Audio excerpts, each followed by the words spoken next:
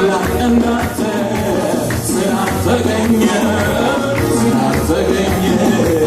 ሁሉም ሊያከብር ሊያይም ተመኘ ጌታ እንዳንተ ስላልተገኘ ሁሉም ሊያከብር ሊያይም ተመኘ ጀግና እንዳንተ ስላልተገኘ ሁሉም ያመልክ ሊያይም ተመኘ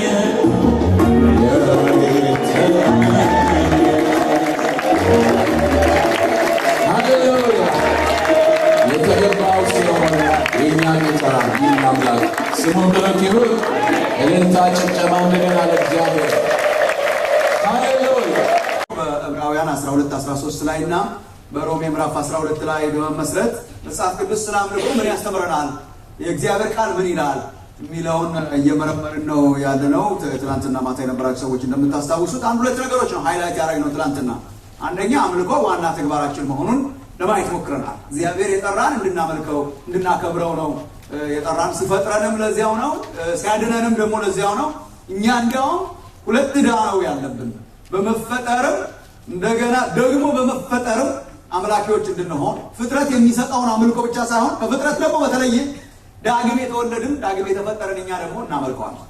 እና ስራችን አምልኮ ነው፣ ተግባራችን አምልኮ። ሌላው ነገር ሁሉ ትርፍ ነው። የምናደርግለት ነገር በሙሉ ለአምልኮና ለክብሩ ካልሆነ ሌላው ነገር ሁሉ ትርፍ ነው። ይሄ መጀመሪያ ያየ ነው። እና ስራችን አምልኮ ነው፣ ዋና ተግባራችን አምልኮ ነው። እግዚአብሔር የጠራን ለአምልኮ ነው። ይሄንን አይተናል። ሌላው ግን ያየነው ወደ መጨረሻ አካባቢ ትዝ ይላችሁ እንደሆነ አምልኮ ግን ብዙ ጊዜ እንደምናስበው ዝም ብሎ ለእግዚአብሔር አልፎ አልፎ የምንሰጠው የተወሰነ ነገር ሳይሆን እግዚአብሔር የሚመለከው በምንድን ነው ብለናል። ኩይዝ ነው አሁን። አምልኮ ምንድን ነው? በሁሉ ነገር በመላ ኑሮ ራሳችንን፣ ህይወታችንን፣ ጠቅላላ ነገራችንን ለእግዚአብሔር መሰዋት ነው። ይህንን ነው ለማየት የሞከርነው። በመላ ህይወት እግዚአብሔርን ማክበር ነው አምልኮ። አይገባበትም፣ አይወጣበትም፣ ገብቶ መቅረት። በመላ ህይወት ኤቭሪ ታይም ህይወትን ለእግዚአብሔር መስዋዕት ማድረግ ነው። በሙሉ ህይወት በሙሉ ድፎ ዳቦ ማለት ነው እንዳለ ለእግዚአብሔር የሚሰጠው ነው እንጂ ከፍለን የምንሰጠው ነገር አይደለም። እግዚአብሔር በብሉይም ይጸየፈው ነበር። በነገራችን ላይ መስዋዕት አላርገው ሲሄዱ በጣም ይጸየፈው ነበር። እግዚአብሔር የሚፈልገው ሰውየውም ስለሆነ ህይወትም ስለሆነ ኑሮውም ስለሆነ አዲስ ኪዳን ግን በጣም ግልጽ ያደርግልናል። እንግዲህ ሰውነታችሁ አምጥታችሁ ለእግዚአብሔር መስዋዕት አርጉ፣ እሱም ያ የተቀደሰ አምልኳችሁ ነው ይላል። እና እግዚአብሔር ይህንን እንትናችንን ያስፋልን። አሜን።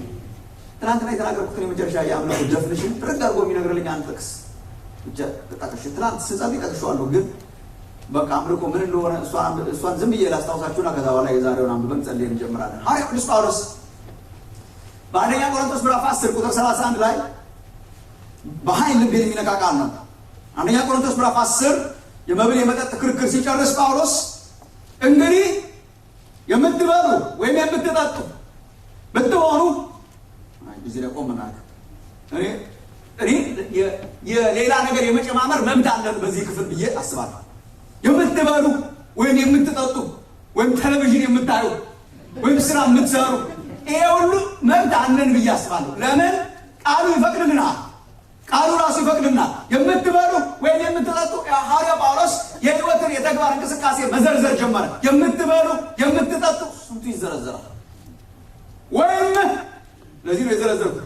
ማናቸውም ነገር ብታደርጉ በቃ ጨምርበት እንዳለ ማናቸውንም ነገር ብታደርጉ ኤቭሪቲንግ ማለት ነው። ማናቸውንም ነገር ብታደርጉ ሁሉን ለእግዚአብሔር ክብር አድርጉ። እግዚአብሔር ይርዳ። እኔ በቃ ጸሎት ሁሉን እንዴት ነው የሚቻለው? ሁሉን ለእግዚአብሔር ክብር ለእግዚአብሔር ክብር መስራት፣ ለእግዚአብሔር ክብር መኖር፣ እግዚአብሔርን በሚያከብር መንገድ ሚዲያ ማየት፣ እግዚአብሔርን በሚያከብር መንገድ ኒውስፔፐር ማንበብ፣ እግዚአብሔርን በሚያከብር መንገድ ከሰው ጋር ማውራት፣ እግዚአብሔርን በሚያከብር መንገድ ኬሚስትሪ መማር፣ እግዚአብሔርን በሚያከብር መንገድ መብላት፣ እግዚአብሔርን በሚያከብር መንገድ መጠጣት። ክርስቲያን የቱ ተፈቅዷል የቱ አልተፈቀደም ከሚል ህይወት ማለፍ አለበት። ክርስቲያን ምን ባረግ ጌታ ይከብራል። በዚህ በጣም እንትን ማለት ተፈቅዶልኛል ወይስ አልተፈቀደልኝም? እሱን አልፈሱን ስቴፕ አልፈ ነው ስቴፕ አልፈ በተፈቀደ ባልተፈቀደ አንኖርም። አልፏል ህይወታችንን እግዚአብሔር ከሱ አሳልፎት። ድሮ እንደዛ ነበር የምንኖረው። እንትን ማለት አምላክ ይፈቅዳል ወይስ አይፈቅድም? እንትን ማድረግ ሲፈቅዳል ወይ አንድ ስቴፕ አልፏል። በቃ እግዚአብሔርን ምን ባደርግ አከብረዋል፣ ምን ብሰራ አከብረዋል፣ እንዴት ብኖር አከብረዋል፣ እንዴት ብናገር አከብረዋል።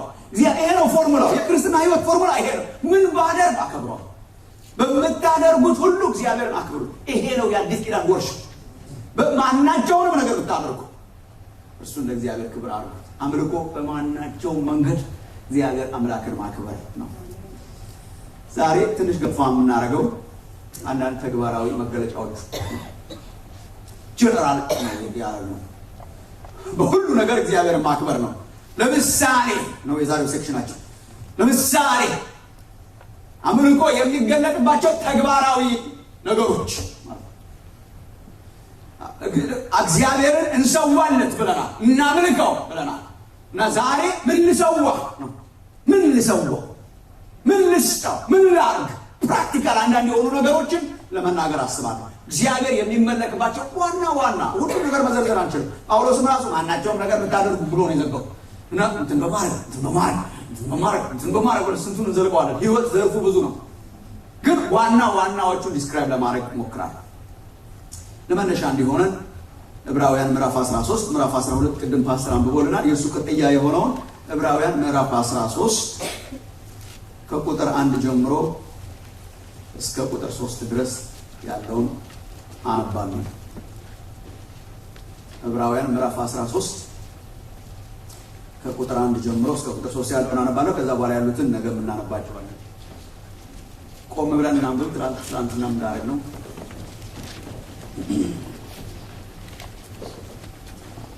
ያው ልብ በሉ። ሲጨርስ ምዕራፍ 12 ሲጨርስ እግዚአብሔርን የምናመልክበትን ጸጋ እንያዝ ብሎ ነው ጨርስ።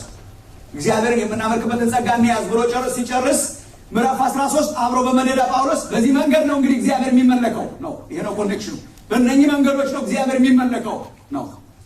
ቁጥር 1 የወንድማማች መዋደድ ይኑር፣ እንግዶችን መቀበል አትርሱ። በዚህ አንዳንዶች ሳያውቁ መላእክትን እንግድነት ተቀብለዋልና ከእነርሱም ጋር እንደታሰረ ሆናችሁ እስሮችን አስቡ። የተጨነቁትንም ራሳችሁ ደግሞ በስጋ እንዳለ ሆናችሁ አስቡ ይላል። ጌታ እንዲያስተምረን አጭር ጸሎት እናድርግ። የወንድማማች መዋደድ ጌታ እግዚአብሔር ሆይ እናመሰግንሃለን። ሕይወት ስለሰጠህን፣ የማይናወጥ መንግስት ስለሰጠህን፣ እንድናመልክህ ስለጠራህን ጌታ እግዚአብሔር ሆይ እናመሰግንሃለን። ስለ ቃልህ ተመስገን። ቃልህ የሰው የተናገረው የሰው አስተያየት አይደለም። ቃልህ እግዚአብሔር አምላክ ሆይ የሰዎች ምክር ጥርቅም አይደለም። ቃልህ ሕያው የሆነ አንተ የምትሰራበት እግዚአብሔር አምላክ ሆይ በመንፈስህ የወለድከው የምትሰራበት፣ የምትፈጥርበት፣ የምታድንበት የአንተ ስልጣን ያለው ክቡር ቃል ነው። ጌታ እግዚአብሔር ሆይ ስለ ቃልህ እናመሰግንሃለን። ስልጣን ስላለው ቃልህ እናመሰግንሃለን። ስለሚፈውሰው፣ ስለሚያድነው፣ ስለሚለውጠው ቃልህ እናመሰግንሃለን። እና በቃልህ ጉልበት በመካከላችን ዛሬም በኃይል እንድትመጣ እንለምንሃለን። ጌታ እግዚአብሔር ሆይ ለባሪያህ ለእኔ ዛሬም ጸጋን ስጠኝ። ቃልህን የምናገርበት ጉልበትና አቅም እንድትሰጠኝ፣ በራስህ ክብር እንድትሸፍነኝ ይለምናል። ጌታ እግዚአብሔር ሆይ ለምናደርግ ለሁላችን የተከፈተ ልቡናና ጆሮ ዛሬም ስጠን። ጌታ እግዚአብሔር ሆይ መኖር እንድንችል አቅም ስጠን። ለእኔ ለባሪያህ ለሁላችን ጌታ ሆይ አቅም ስጠን፣ መኖር እንድንችል፣ ጨክነን መኖር እንድንችል። ጌታ እግዚአብሔር እኛ አቅም የለንም፣ የራሳችን አቅም የለንም። ጸጋ ካልሰጠህን አቅም የለንም። የምናመልክበትን ጸጋ እንያዝ ተብሎ ነው የተጻፈው። አምልኮ ጸጋ ይጠይቃል። ጌታ ለአንተ መኖር ጸጋ ይጠይቃል። እባክህ ጸጋን ስጠን፣ እባክህ አቅም ስጠን። ጌታ እባክህ የጨከነ መንፈስ ስጠን። ጌታ እግዚአብሔር የጨከነ የሚጣጣር የሚዋጋ የሚታገል እንደ እግዚአብሔር ቃል ነው የምኖረው ብሎ የሚታገል ህይወት መንፈስ እባክህ ስጠን ጌታ በዚህ ዘመን የምናውቀው እውቀት አእምሯችን ላይ የሚቀመጥ ብቻ ሳይሆን ልባችንን የሚለውጥ እርምጃችንንም የሚለውጥ አትም የራሳችንን እንሰጣለን ጉባኤያችንን እንሰጣለን ጉባኤያችን ላይ አንተ ንገስ ስራህን እንድትሰራ አሳልፈን እንሰጣለን በጌታ በኢየሱስ ክርስቶስ ዋና ዋና ተግባራዊ ነገሮች ሳምራይ ዘማሪክ ሞክራለሁ ምዕራፍ 13 ላይ ዕብራውያን ምዕራፍ 13 ላይ እና ሮሜ ምዕራፍ 12 ላይ ትላንትና እንዳልነው እዚህና እዛ እያለን እግዚአብሔር የሚያስተምረን እንመለከታለን የዕብራውያን ምዕራፍ 13 ዋና ትኩረት አሁን እንዳልኩት ነው እግዚአብሔር በምን ይመለካል የምናመልክበትን ጸጋ እንያዝ ካለ በኋላ የዕብራውያን መልእክት ጸሐፊ እግዚአብሔር የሚመለከው በዚህ መንገድ ነው ብሎ ያስተምረናል እና የዘረዘራቸውን አንዳንድ ዝርዝሮች ለመናገር ሞክራለሁ ምን ልሰዋ ለእግዚአብሔር ምንድነው የሚሰዋለት ለእግዚአብሔር ምንድነው የሚሰጠው በመላ ኑሯችን እግዚአብሔርን እናክብር ስንል ለማክበር ፈልጋለሁ እግዚአብሔርን ግን ለምሳሌ አንዳንድ ተግባራት ነው ምን ልሰዋ ከምናውቀው ልጀምር ሁሉንም እናውቀዋለን ግን በጣም ቶሎ ብሎ ከሚመጣልን ልጀምር እግዚአብሔር በምን ይመለካል ስል ቶሎ የሚመጣልን ትክክለኛ ነገር አለ ቶሎ ምን ይመጣላችሁ እኔ የሚመጣልኝ አንድ ነገር ነው እግዚአብሔር በምን ይመለካል እኔ ቶሎ ይመጣልኝ ዝማሬ ነው ልክ ነው ዝማሬ ውዳሴ መዝሙር ዜማ ቅኔ እግዚአብሔር የምናመልክበት መንገድ ዝም ብዬ ልዘለው አልፈልግም እግዚአብሔር የሚመለከው በእንትን ነው ብለን እንትንን ደግሞ መርሳት የለብን ስለ አንዱን መግደል የለብን እግዚአብሔር በምን ይመለካል በዝማሬ በዜማ በውዳሴ ኬት አገኘ ነው ከዕብራውያን 13 ላንብብላችሁ ቶሎ ተናግሬው ለማለት ብዬ ነው ምን ልሰዋ ዝማሬ አምልኮ ውዳሴ ምዕራፍ 13 ቁጥር 15 ለመረዳት ስለሚቀለም ቶሎ ተናግሬው ለብዬ ነው እግዚአብሔር በምን ይመለካል በዝማሬ ምዕራፍ 13 የምናመልክበትን ጸጋ እንያዝ በምን እናመልካለን ቁጥር 15 እንግዲህ ዘወትርን አስመሩባት እንግዲህ ዘወትር ለእግዚአብሔር የምስጋናን መስዋዕት ማለት ለስሙ የሚመሰክሩ የከንፈሮችን ፍሬ በእርሱ እናቀርብለት ታስብ እግዚአብሔር በምን ይመለካል ዘወትር የምስጋና ምን መስዋዕት ዝማሬ መስዋዕት የምስጋና መስዋዕት ማለት ለስሙ የሚመሰክሩ የከንፈሮች ፍሬ ነው ተቀል መዝሙርን የከንፈሮች ፍሬ እግዚአብሔር የሚቀበለው ማለት ነው እግዚአብሔር የሚቀበለው መስዋዕት ማለት ነው እግዚአብሔር በምን ይመለካል በዝማሬ በውዳሴ በአምልኮ የምስጋና መስዋዕት እና ፈጽሞ አምልኮ ላይ መዝሙር የሚጫወተው ሚና አንደርማይን አይደረግም እግዚአብሔር በምን ይመለካል በዝማሬ በውዳሴ በአምልኮ ነው ምስጋና መስዋዕት ለስሙ የሚመሰክሩ የከንፈሮች ፍሬ በእርሱ በክርስቶስ እናቀርብለት እግዚአብሔር በምን ይመለካል በመዝሙር እግዚአብሔርን ከፍ በሚያደርግ መዝሙር በውዳሴ በአምልኮ ዟናገርም መጽሐፍ ቅዱስ በመዝሙር የተሞላ መጽሐፍ የዝማሬ መጽሐፍ ነው ኢንፋክት ከመጽሐፍ ቅዱስ ውስጥ ብዙ ምዕራፍ ያለው መጽሐፍ መዝሙረ ዳዊት ይባላል የሚዘመርበት መጽሐፍ የቅኔ መጽሐፍ የመዝሙር መጽሐፍ የምስጋና መጽሐፍ ሲያልቅም መጽሐፍ ቅዱስ በምስጋና በውዳሴ ነው የሚያልቀው ይገባሃል እያለ የሚያልቅ መጽሐፍ ቅዱስ ብቻ ነው ይገባሃል ታርዳሃልና እያሉ አዲስን ቅኔ ይዘምራሉ በሰማይ የማያቆም አገልግሎታችን ዝማሬ ይገባሃል ታርዳሃልና ከነገድ ሁሉ ከቋንቋ ሁሉ ከሰዎችን ዋጅተህ ለአምላካችን መንግስትና ካህናት የሆኑ ዘንድ አደረካቸው በምድርም ላይ ይነግሳሉ እያሉ አዲስን ቅኔ ይዘምራሉ መጽሐፍ ቅዱስ የዝማሬ መጽሐፍ ነው እንድንዘምር የሚያበረታታ መጽሐፍ ነው ዛሬም እንዘምራለን ወደፊትም እንዘምራለን መጨረሻም ላይ እንዘምራለን መጽሐፍ ቅዱስ ዘምሩ ለአምላካችን ምን አሉ ዘምሩ ለአምላካችን ዘምሩ ዘወትር ዘምሩ እኔ ብዙ ዝርዝር ማስተማር አልችልም በመዝሙር ላይ ዳኒ ናቸው ግን አንድ ነገር አውቃለሁ ዘምሩ መዝሙር ጉልበት አለ ይሄ የምታውቁት ነገር መዝሙር የሆነ ጉልበት እግዚአብሔር በመዝሙር ሰርቷል እናውቃለን በመዝሙር እግዚአብሔር ይሰራል ጉልበት አለ የሆነ ነገር ይቀይራል መንፈስን ይቀይራል እኔ ዘምራለሁ ባይ ወይ ዳን ብዙ አማራጭ አምኑ ግን በቀደም ቦስተን ቸርች ሳደረግን የፋዘርስ ዴይ ስለነበረ አባቶች የሆናችሁ ውጡና ዘምሩ ተባለ። ደስ አለኝ። ተመረቀ አብረማ አባቶች ከዛ የተዘጋጀ መዝሙር ነበር ዘመረ። በኋላ ምን አልኳቸው? ብዙ ዘማሪ ጓደኞች አሉ። ድሮ ኮሌጅ እኔ ኳየር ሆኜ ዘምሬ ነበር ስል አንተ ምን አያሉ ይስቁኛል። እና ባካችሁ ፎቶ ያነሳችሁ ካላችሁ ለማስረጃ ዘምራ መዝሙር ደስ ይላል በጣም በመኪና ውስጥ ስንሄድ ከልጆች ጋር ምናምን ስንሆን ብቻ መዝሙር ስንከፍት የሆነ ነገር ይቀየራል። ሳምቲንግ ሲቀየር አውቃለሁ። እዚህ የሆነ ነገር ይቀየራል። ኢንቫይሮንመንት ይቀየራል።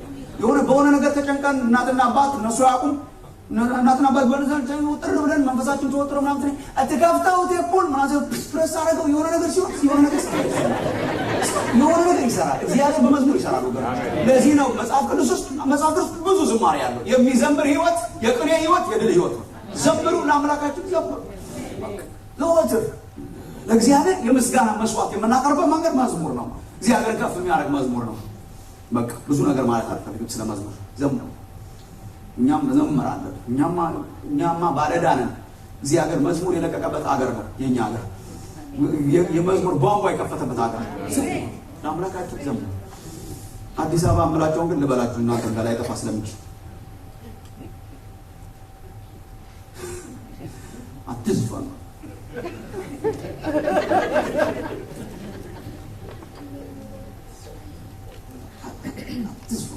ዘፈን ነው እናንተ ጋር እንኳን ሰላም ዋሳቶ ነው። አዲስ አበባ አንድ ዘመን አንድ ቅኔ መጥቶ ነበር። አንድ ድራማ እነዝፈን ወይስ አንዝፈን እንዴ was very shocking።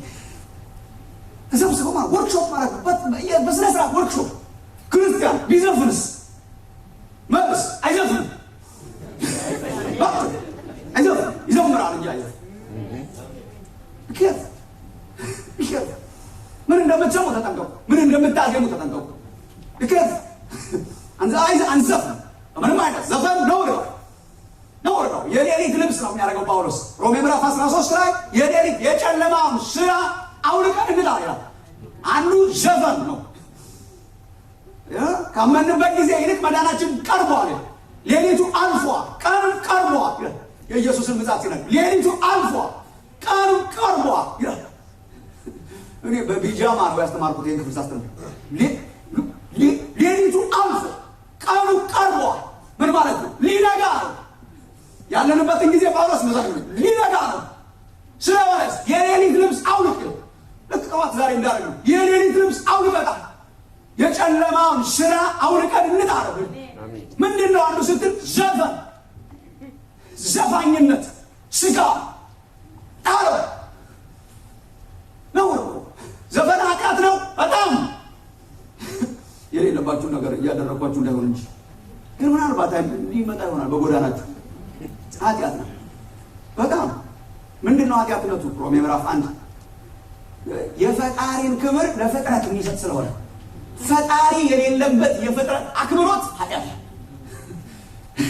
ፈጣሪ የሌለበት የፍጥረት አክብሮት፣ ውበትን ያለ ፈጣሪ፣ ወንድን ያለ ፈጣሪ፣ ሴትን ያለ ፈጣሪ፣ ሚስትን ያለ ፈጣሪ፣ ባልን ያለ ፈጣሪ፣ ዛፉን ቅጠሉን ያለ ፈጣሪ ማክበር ጣዖትን ማምለክ ስለሆነ ይሄ በቃ አለቀ። የሚደነቅ ውበት የለውም ዓለም በራሱ የሚደነቅ ውበት የለውም። እና የፈጣሪን ክብር ፈጣሪ ማዕከል ያልሆነበትን የፈጣሪን የክርስቶስን ክብር ለፍጥረት መስጠት ነውር ስለሆነ ዘፈን ፍጥረት አምላኪ ስለሆነ አለቀ። እንትን ማለት ነው። ስዕሉን ሳሊውን አንፈልግም፣ ስዕሉን እናደንቃለን። ሞናሊዛ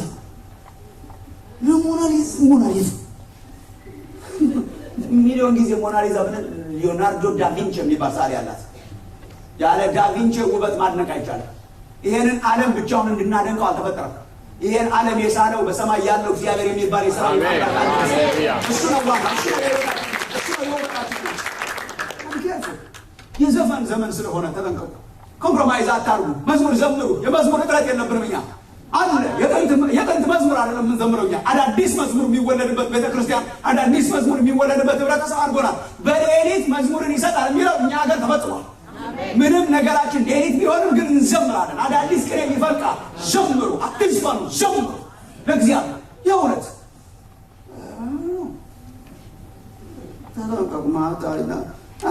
አቆዳችሁስ ምን እንዳለ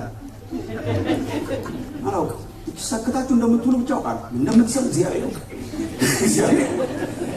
በጣም እዚህ ዘመን በጣም ሰክተናል። ጆሮአችን እንዲሁ ምን እየሰማችሁ ነው ጎበዝ? ያልሰማ ምን እየሰማችሁ ነው አላውቅም። የሚሰማ ግን አለ። እዚህ ውስጥ የተሰካው የሚሰማ ግን አምላክ አለ። ምን እየሰማችሁ? ምን ስትሰሙ ትውላላችሁ? ምን ስትሰሙ ትውላላችሁ? ምን ስታዩት? በነገራችን ላይ የምንኖረው ኑሮ የምንሰማውን የምናየውን ነው። ምን ስታዩ ትውላላችሁ? ምን ስትሰሙ ትውላላችሁ? ምን ስታደርጉ? የተሰካው ነገር ምን እያለ ነው? እና እናንተ ቦ ዛሬ ዲሊት ነው ማለት ዘምሩ። አምላክ እግዚአብሔር የከንፈሮችን ፍሬ ሰውልኝ ነው ያለለኛ። የምስጋና መስዋዕት የከንፈር ፍሬ ሰውልኝ ነው። በመዝሙር ውስጥ እግዚአብሔር ይሰራል። እግዚአብሔር በምን ይመለካል? በምስጋና መስዋዕት፣ በዝማሬ ህይወት፣ በሚዘምር ህይወት። ድምፅ የሌለው ድምፅ ያላችሁ ተሰባስበን ለእግዚአብሔር ስንዘምር እግዚአብሔር ይከብራል። አሜን። ዘምሩ አምላካችን ዘምሩ። መዝሙር ጉልበት አለ። እግዚአብሔር በመዝሙር ይመለካል። ይሄ ነው መሰረቱ። ሁለት ምን ልሰዋ? እግዚአብሔር በምን ይመለካል? በሁሉ ነገር እግዚአብሔርን እናክብር ብለናል። ምን ልሰዋ? በምንድን ነው እግዚአብሔር የሚመለከው? አንድ ኢንፋክት እኔ ቶሎ ብዬ ለመጨረስ ብዬ መዝሙርን አንደኛ አረኩ እንጂ የዕብራውያን መልእክት ጸሐፊ አንደኛ ያረገው ፍቅር ነው። እግዚአብሔር በምን ይመለካል? በፍቅር ህይወት። አምልኮ የሚገለጥበት አንዱ መንገድ ምንድን ነው? ፍቅር። በፍቅር ህይወት፣ በወንድማማች መዋደድ። እውነተኛ አምልኮ የሚገለጠው በእውነተኛ የወንድማማች መዋደድ ውስጥ ነው። ይኸው ምዕራፍ 13 ቁጥር 1 የምናመልክበትን ጸጋ እንያዝ። በምን? የወንድማማች መዋደድ ይኑር። ይሄ ነው አምልኮ ለእግዚአብሔር። አምልኮ ለእግዚአብሔር ይሄ ነው። የወንድማማች መዋደድ ይኑር፣ ፍቅር ይኑር። ምን ልሰዋ? ፍቅር ሰዋ። ምን ልሰዋ? የወንድማማች መዋደድ ሰዋ። የወንድማማች መዋደድ ይኑር። ዝርዝር ነገሮችን ከማየታችን በፊት እኔ ይሄ ይደጋገምብኛል ባይዘው ይሄ በመጽሐፍ ቅዱስ ውስጥ በአዲስ ኪዳን ውስጥ እንደ ፓተርን የማየው ነገር አምልኮና ፍቅር የተያያዙ ናቸው። እንደዚህ የተቆራኙ ናቸው። አምልኮ ባለበት ሁሉ ፍቅር አለ። በጣም የተያያዙ ናቸው። እግዚአብሔር የሚመለከው በፍቅር ነው። ፍቅር የአምልኮ መሰረት ነው። ፍቅር የአምልኮ መሰረት ነው። ኢንፋክት ፍቅር የሌለበት አምልኮ እግዚአብሔር የማይቀበለው አምልኮ ነው። በጣም ማውራት አለብን። ስለ ፍቅር መነጋገር አለብን። በጣም መሰረቱ ነው። ፍቅር የሌለበት መዝሙር እግዚአብሔርን አያረካውም። ፍቅር የሌለበት መስጠት እግዚአብሔርን አያረካውም። ፍቅር የሌለበት አገልግሎት እግዚአብሔርን አያረካውም። አምልኮና ፍቅር የተቆራኙ ናቸው። እግዚአብሔር በምን ይመለካል? በፍቅር ይመለካል። መገለጫው፣ የመጀመሪያ መገለጫው ፍቅር፣ የወንድማማች ፍቅር ነው። መጽሐፍ ቅዱስ በግልጽ ያስተምረናል። ከንቱ ነኝ ይላል ሐዋርያው ጳውሎስ አንደኛ ቆሮንቶስ ምዕራፍ 13 ትንቢት ቢኖረኝ በልሳናት ብናገር፣ በሰው ብቻ ሳይሆን በመላእክት ልሳን ብናገር፣ እምነት ቢኖረኝ ተራራውን ባፈልሰው፣ ፍቅር ግን ከሌለኝ ምንድን ነኝ? ከንቱ ነኝ ይላል። እኔ ገጥሞኝ የነበረ ጭንቅ ልንገራችሁ። ገጥሞኝ የነበረ ጭንቅ እንደ አስተማሪ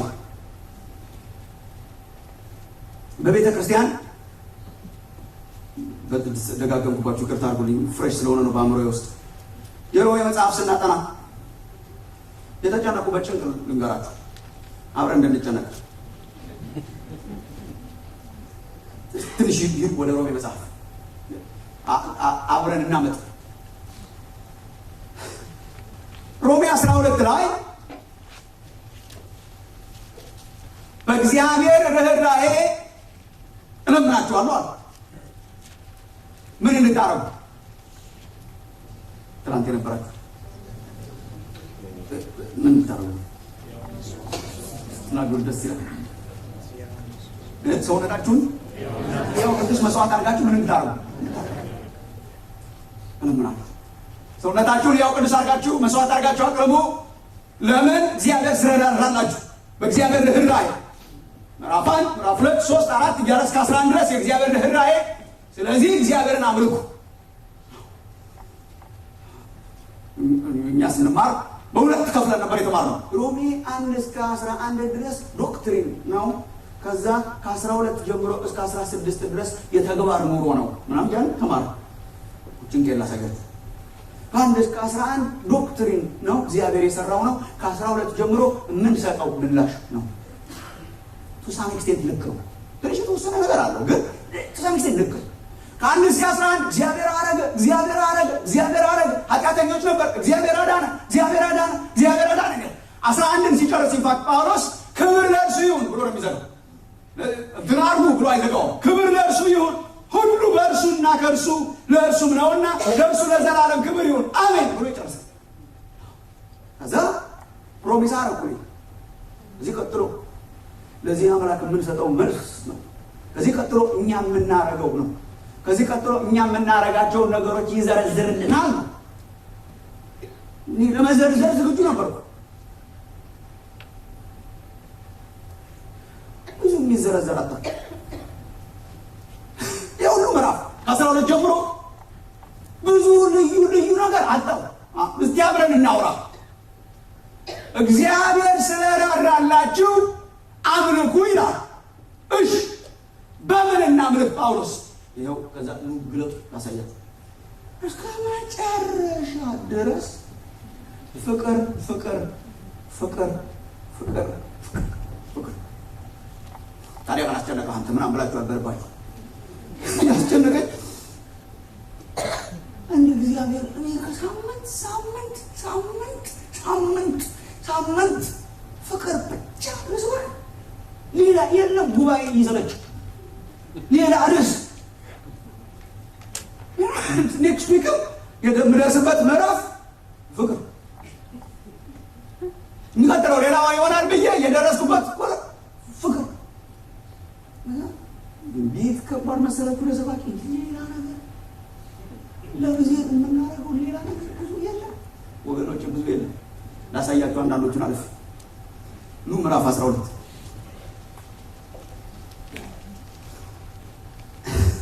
እንግዲህ ወንድሞች ሆይ ሰውነታችሁን ለእግዚአብሔር ደስ የሚያሰኝ ሕያው ቅዱስ መስዋዕት አድርጋችሁ ለእግዚአብሔር አቅርቡለት። በጣም መሰረታዊ ነው ፍቅር። ምን ሰዋ ጳውሎስ?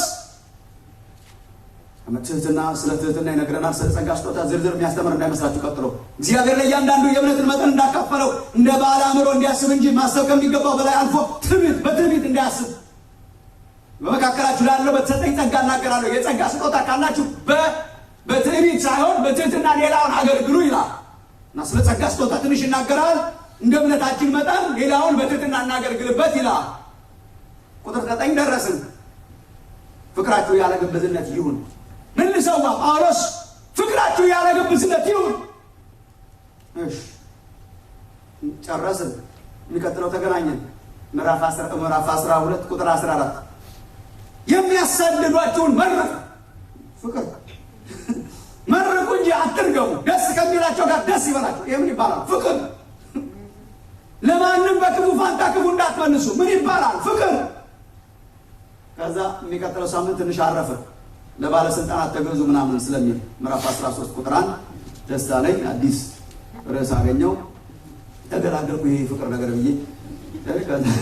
ከዛ ቀጥሎ ቁጥር 8 ምዕራፍ 13 ቁጥር 8 እርስ በእርሳችሁ ከመዋደድ በቀር ለማንም ዕዳ እንዳይኖርባችሁ። እንደገና ከዛ ቁጥር 11 ሌላ አገኘው። ስለ ምጽአት ምናምን ተናገረን። ከእንቅልፍ የምትነሱበት ሰዓት ደርሷል። ቅድም የነገርኳችሁ። ከዛ አንደቀ በቃ የፍቅር ነገር ብዬ ምዕራፍ 14 በእምነት የደከመውን ተቀበሉት። ሌላ የለም።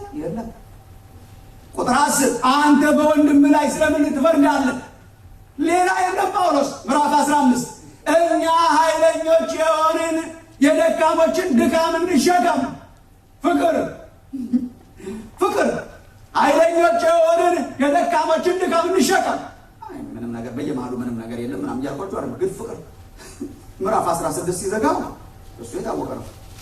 በፍቅር በክንክራውስ ባለች ቤተክርስቲያን አገልጋዮች የምትሆን እህታችንን ፌበንን አደራ ብያችኋለሁ። አደራ አስቷን ምን ይባላል? ፍቅር ለቅዱሳን እንደሚገባ በጌታ ተቀበሏ። እርሱ አለ ብዙዎች ለእኔም ደግሞ በጣም ደጋፊ ናት። በክርስቶስ ኢየሱስ አብረውኝ ለሚሰሩ እግዚአብሔር ከቤተ ክርስቲያን እየጠፋ ያለ ቮካብላሪ ማለት ነው። አብረውኝ ለሚሰሩ ለጵርስቅና ለአቂላ ሰላምታ አቅርቡልኝ። እነርሱ ስለ ነፍሴ ነፍሳቸውን ለሞት አቀረቡ። ፍቅር እግዚአብሔርን ለእግዚአብሔር የምንሰዋው ትልቁ አምልኮ ፍቅር። እግዚአብሔር ይርዳል። እግዚአብሔር በምን ይመለካል? በፍቅር ህይወት። ፍቅር የሌለበት ህይወት እግዚአብሔር የለበትም፣ አምልኮ የለበትም። እግዚአብሔር የምናመልክበት መንገድ ለሌሎች ቸርነት በማድረግ ሌሎችን በመውደድ ነው። እውነተኛ ወንድማማችነት ነው የምንሰዋው። ለዚያ እውነተኛ ወንድማማችነት ነው የምንሰዋው። አንደኛ ዮሐንስ ምዕራፍ 4 ቁጥር 20 ማንም እግዚአብሔርን እወዳለሁ ያለ ወንድሙን ቢጠላ ሐሰተኛ ነው። እንዲሁ የእውነት እናውራ ከተባለ ዮሐንስ ነው የሚያወራ። ማንም እግዚአብሔርን እወዳለሁ ያለ ወንድሙን ቢጠላ ሐሰተኛ ነው። ያየውን ወንድሙን የማይወድ ያላየውን እግዚአብሔርን ሊወድ አይችልም። መሰረቱ ፍቅር ነው። መሰረቱ ፍቅር፣ የወንድማማች ፍቅር ነው። እግዚአብሔር በምን ይመለካል? በወንድማማች ፍቅር። በነገራችን ላይ ወንድማማቾች ነን።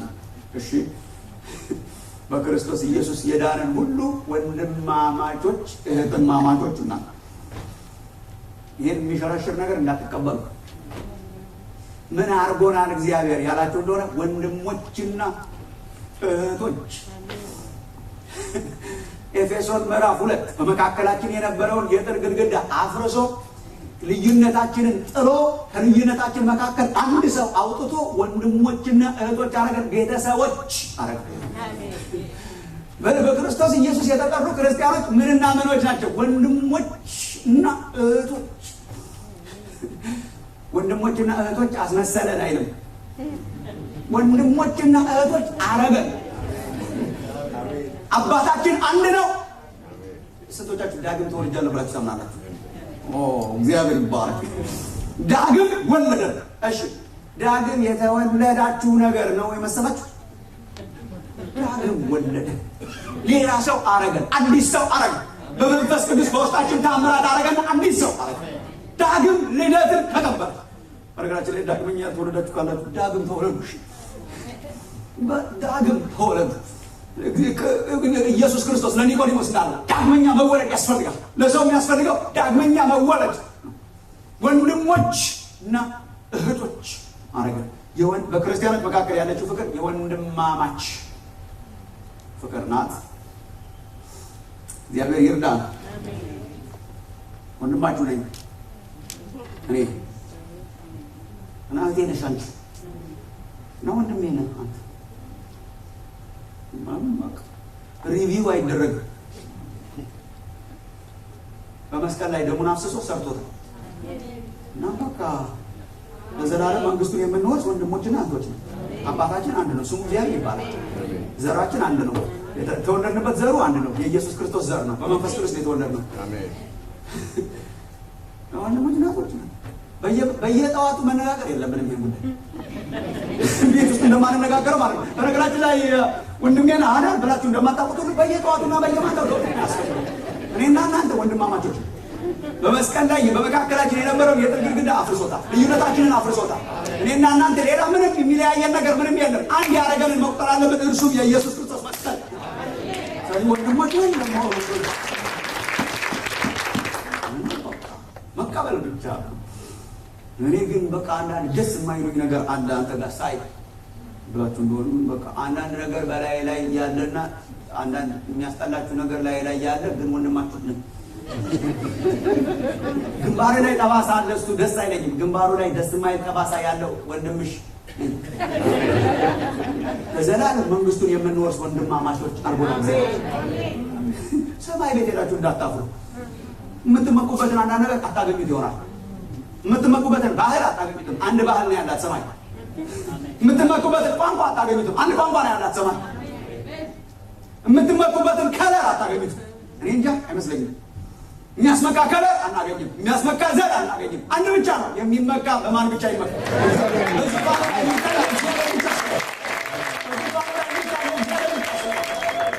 ወንድማማቾች ነን። አንዳንድ ዘመዶችን አላገኛቸው ይሆናል። በጣም አዝናለሁ ስለማላገኛቸው። አንተን ግን አገኛለሁ። አብረን እንኖራለን። አንድ ቤት እየሰራልን ልባችሁ አይታወቅ። በእግዚአብሔር እመኑ፣ በእኔም ደግሞ እመኑ። ስፍራ አዘጋጅላችኋል። ለማዘጋጀት ይሄዳል። ቤት ይሰራላችኋል። ተመልሼ እመጣለሁ። ከዛ ወስዳችኋል። እኔ ባለሁበት ትሆናላችሁ። እግዚአብሔር ይባርክ። ይኸው እየሰራሁ ነው እስካሁን ድረስ። በ6 ቀን ይሄን የሚያክል ሰማይና ምድር ከሰራ 2000 ዓመትማ የፈጀ ቤት ሌላ ነው። ግሩም ነው። ትልቅ ቤት ነው። በጣም እየሰራሁ ነው። ያማረ ነው። ቤቶች አይደለም። በአባቴ ቤት ውስጥ በአንድ ቤት ውስጥ ያኖረናል። ይሄ ሁሉ ሰው እንዴት አድርጎ አንድ ቤት ውስጥ የምንኖር ወንድማማች የዘላለም ሕይወትን ሸር አድርገናል። እኔና አንቺ ዘር ሸር አድርገናል። እኔና አንተ ዘር የኢየሱስ ክርስቶስን ዘር ሸር አድርገናል። ዘራችን አንድ ነው። አባታችን አንድ ነው። የወንድማማች መዋደድ ይኖር። እግዚአብሔር እሱ መንፈስ በደንብ አድርጎ ይልቀቅብን። ፍቅራችን እየተፈተነ ያለበት ዘመን ስለሆነ፣ ፍቅራችን ቴስት እየሆነ ያለበት ዘመን ስለሆነ፣ በክርስቶስ ያገኘነውን አይዴንቲቲ ናቅ እያደረግነው ያለንበት ዘመን ስለሆነ ያለ እርሱ አምልኮ አይሰራም። ወንድማማችነት ሲሰፍን ያን ጊዜ አምልኮ ይሰራል። ምክንያቱም ትልቁ አምልኮ የወንድማማች መዋደድ ይኖር ነው። አምልኮ በመጀመሪያ ለሰው የምናደርገው ነው፣ የምንሰጠው ነው፣ ፍቅር ነው። በማፍቀር ነው እግዚአብሔርን የምናመልከው። ሰው በመውደድ ነው እግዚአብሔርን የምናመልከው። አንዳንዶቹ ግን ዘርዘር ላድርግላችሁ እዚህ ላይ የሚዘረዝራቸው አንድ 3 ነገሮችን ልዘርዝር ስለ ፍቅር ጥቅሱ ላይ ስላሉ ማለት ነው፣ መዝለል ስለማይቻል። ምን ማለት ነው? በፍቅር እግዚአብሔር እናመልካለን ስንል አንደኛ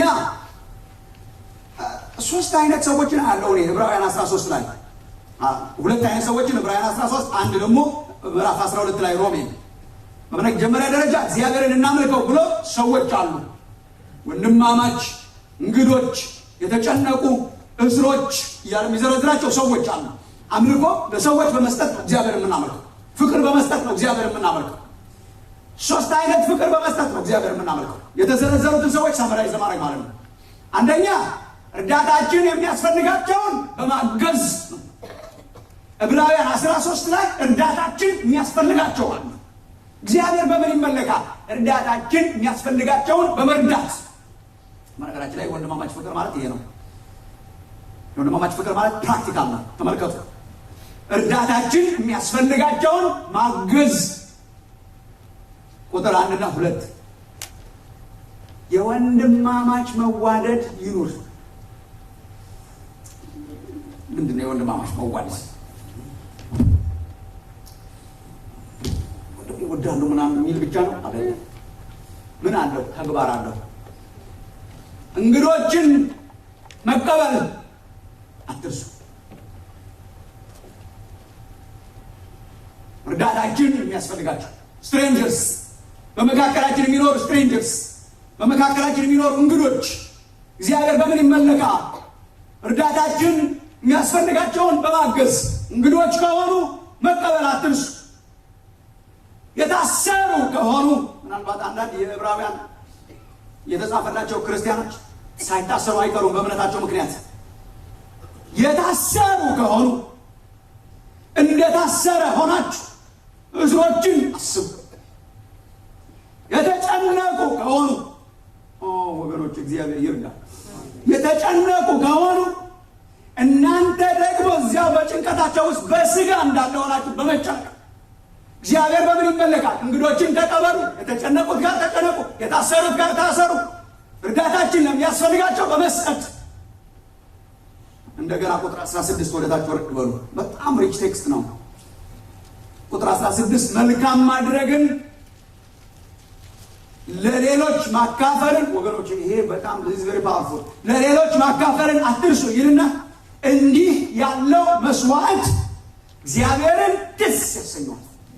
እንዲህ ያለው መስዋዕት እግዚአብሔርን ደስ ያሰኘዋል። እርዳታችን የሚያስፈልጋቸውን ስናግዝ እንዲህ አይነቱ መስዋዕት እግዚአብሔርን ደስ ያሰኘዋል። መዝሙርም መስዋዕት ተብሏል። ቀጥሎ ያለው መስዋዕት ተብሏል። የሚያስፈልጋቸውን በማገዝ አምልኮ ምንድን ነው? ፍቅር። ምን አይነት ፍቅር? እርዳታችን የሚያስፈልጋቸውን ማግዝ። የተጨነቁት እንደተጨነቁ ናቸው አስቡ። ኢንፋክት ያዕቆብ በምዕራፍ 1 ቁጥር 26 ላይ ንጹህ ነውር የሌለበት አምልኮ ይሄ ነው። ንጹህ ነውር የሌለበት አምልኮ ይሄ ነው። ድሃ አደጎችን ማሰብ፣ መበለቶችን ማሰብ፣ እርዳታችን የሚያስፈልጋቸውን ማሰብ፣ እኛም የምናስፈልጋቸውን አጠገባቸው መሆን፣ ስሜታቸውን መጋራት። በነገራችን ላይ እርዳታ ሁልጊዜ ገንዘብ አይደለም። እርዳታ ሲባል ገንዘብ ትዝ ብሏል እንደሆነ እርዳታችን ገንዘብ የማያስፈልጋቸው ግን እርዳታችን የሚያስፈልጋቸው ሰዎች አሉ። የተጨነቁትን እንደተጨነቀ ሆናችሁ አብራችሁ ተጨነቁ። እግዚአብሔር እንደዚህ አይነትን አምልኮ ያሸተዋል። የታሰሩት እናንተ ራሳችሁ በአካል እንደታሰረ ሆናችሁ አስቡ።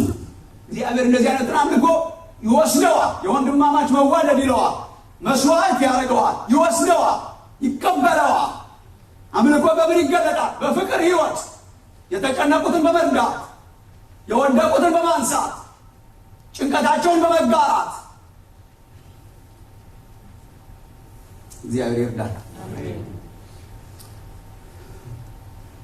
አምልኮ በምን ይገለጣል? በወንድማማች ፍቅር፣ እርዳታችን ለሚያስፈልጋቸው እርዳታችንን መስጠት፣ የስሜት እርዳታ፣ የጭንቀት የተጨነቁትን አብረ በመጫንቅ፣ እንግዶችን በመቀበል። ይሄ ነው እንግዶችን መቀበል፣ ስትሬንጀርስ ማለት ነው። ይሄ የታሰሩትን አብሮ መታሰር፣ የተጨነቁትን አብሮ መጨነቅ። ንጹህ ፍቅር እግዚአብሔርን የምናመልክበት ሙዚቃ ነው። ንጹህ ፍቅር እግዚአብሔርን የምናመልክበት ሙዚቃ ነው። መዝሙሩ መስዋዕት ነው። እግዚአብሔር ይቀበለዋል። በወንድማማች መዋደድ እግዚአብሔር ይመለካል። ሁለተኛዎቹ እዚህ ውስጥ ያሉት ሁለተኛዎቹ ፍቅር የምንሰጣቸው ሰዎች እርዳታቸውን የምንቀበል ሰዎች ናቸው። እርዳታ የምንሰጣቸው ብቻ ሳይሆን እርዳታቸውን ለምንቀበል ሰዎች ፍቅር እንድንሰጥ ቅዱስ መጽሐፍ ያዛል። አምልኮ ምንድን ነው? እርዳታችን ለሚያስፈልጋቸው እርዳታችንን መስጠት፣ እርዳታቸውን ለምንቀበል ደግሞ የምንሰጠው ፍቅር አለ። መጽሐፉ ዋኖቻችሁ ይላችኋል። ቁጥር 7 አምልኮ በምን ይገለጣል? ቁጥር 7 የእግዚአብሔርን ቃል የተናገሯችሁን አብረን እንበለው። ቀጥሎ ያለውን ዋኖቻችሁን አስቡ። የእግዚአብሔርን ቃል የሰጧችሁ፣ የእግዚአብሔርን ቃል ያገለገሏችሁ፣ የእግዚአብሔርን ጸጋ ያገለገሏችሁን ዋኖቻችሁን አስቡ። ፍቅር በእምነታቸው ምሰሏቸው። ፍቅር ይሄ ነው መስዋዕት። ምን ሰዋ ለእግዚአብሔር? ይሄው ለሚያገለግሏችሁ፣ ለሚረዷችሁ አስቧችሁ። በእምነታቸው ምሰሏችሁ። ዘርዘር አድርግልን እንበለው። ጸሐፊው ዘርዘር ያደርግልናል። ቁጥር 17 ለዋኖቻችሁ ታዘዙና ተገዙ። ይኸው ለዋኖቻችሁ ታዘዙና ተገዙ። እነሱ ስሌትን እንደሚሰጡ አድርገው የሚያደርጉላችሁን ነገር በሙሉ በደስታ እንጂ በሐዘን እንዳያደርጉት ይህ የማይጠቅማችሁ ነበርና ስለ ነፍሳችሁ ይተጋሉ ይላችኋል። የሚያገለግሏችሁ ስለ ነፍሳችሁ ይተጋሉ። ስለ ነፍሳችሁ ይተጋሉ። ስለ ነፍሳችሁ ይሰራሉ። ልክ ነው። አምልኮ በምን ይገለጣል? ለእነኚህ ዋኖች ለሚያገለግሉን፣ የእግዚአብሔርን ቃል ለሚያገለግሉን፣ ለነፍሳችን ለሚተጉ በመገዛት በማክበር ይገለጣል። እኔ ምንም ወገኖች እኔ መጽሐፍ ቅዱስ በመደዳ ነው የምሰብከው እና አንዳንድ ጊዜ የማይነሱ ነገሮችን እንዳነሳ ያደርገኛል። እግዚአብሔር ደስ ይለኛል። ጥርግ አድርጎ መናገር ደስ ይለኛል። አሁን እኔ እንግዶችን ለመቀበል ትጉ፣ እርስ በርስ ተዋደዱ፣ ወንድማማች መዋደድ ተዋደዱ፣ አምልኮ ይሄ ነው፣ ጌታ ይባርካችሁ ብዬ አልሄድም። ቀጥሎ ያለውንም ጥቅስ አወራለሁ። ይሄ አንዳንድ ጊዜ ማንፈልጋቸው ነገሮች እንዳነሳ ያደርገኛል። ግን እግዚአብሔር ሲሰራበት ደግሞ አይቻልም። እውነተኛ አምልኮ ለመሪዎች በመገዛት ይገለጣል። እውነተኛ አምልኮ ለነፍሳችን ለሚተጉ ለአገልጋዮች ለዋኖቻችን በመገዛት ይገለጣል። እግዚአብሔር አይናችንን ይክፈት። ስለ ነፍሳችን ይተጋሉ። ኦፍኮርስ ስለነፍሳችን ይተጋሉ። እኛ ቁጭ ብለን ከዛ የቤተክርስቲያን ሽማግሌዎች ስብሰባ ተሰብስበዋል። ሽርሽር ሄደናል እኛ፣ እነሱ ተሰብስበዋል። ማታ ከልጆቻችን ጋር ነን እኛ፣ እነሱ ተሰብስበዋል። ያገለግሉናል፣ ቃሉን ይዘጋጃሉ፣ ይጸልያሉ፣ ስለ ነፍሳችን ይተጋሉ፣ አንድ ወንድማችንን ያማክራሉ፣ ያገለግላሉ። መጽሐፍ ቅዱስ ምን ይላቸዋል? ዋኖች ይላቸዋል። እሺ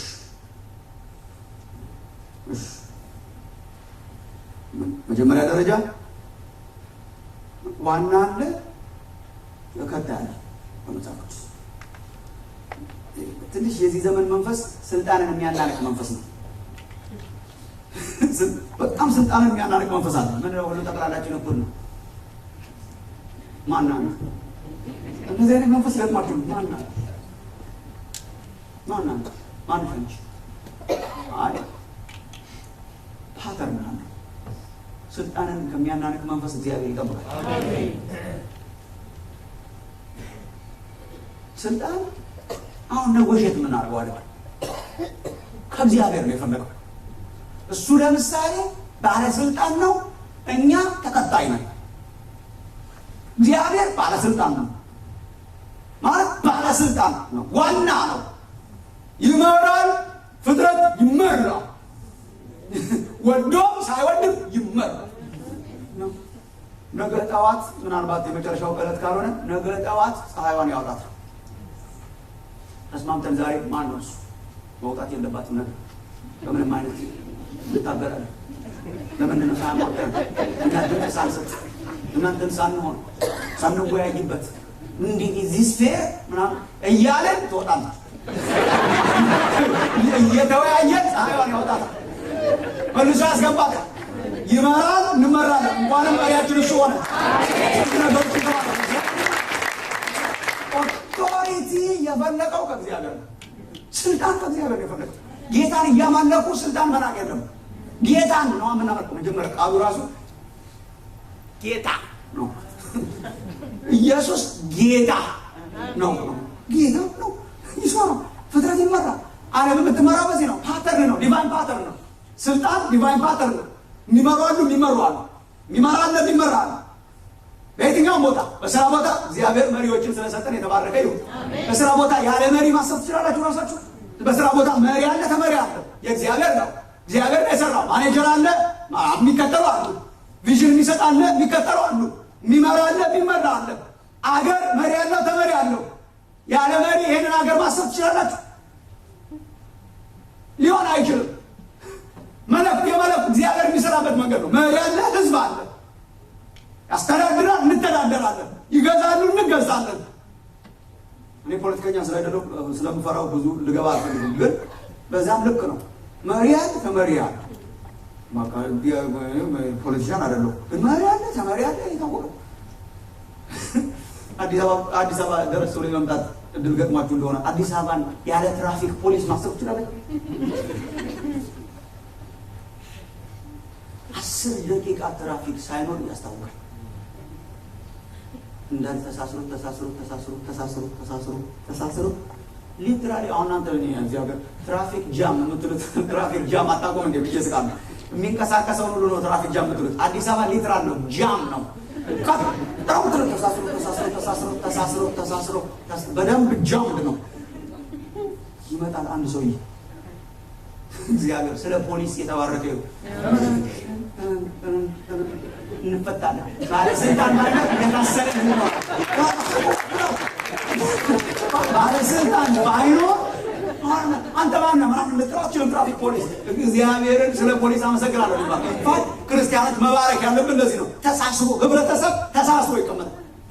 ትምህርት ቤት ውስጥ ያለ አለቃ ያለ ዳይሬክተር ተማሪዎችን ማሰብ ትችላለች? እግዚአብሔር ይህንን ዓለም የሚያስተዳድረው በመሪና በተመሪ ነው። በዋናና ቀጥሎ የሚከተሉ ይሄ ፓተርን ሲኖር ሰላም ይሆናል። ይሄ ፓተርን ሲኖር እንፈታለን። ይሄ ፓተርን ሲኖር እግዚአብሔር ይሰራል። ይሄ ፓተርን ይሄ ሽታ ሲኖር አምልኮ ነው፣ እግዚአብሔር ይደሰታል። ከአመፀኛ መንፈስ እግዚአብሔር ይጠብቃል። እሺ ለሰው እሺ በማለት እግዚአብሔር ይመለካል። ለሰው እሺ በማለት ሰውን በመውደድ በመገዛት እሺ ይሄ አምልኮ ነው ለእግዚአብሔር።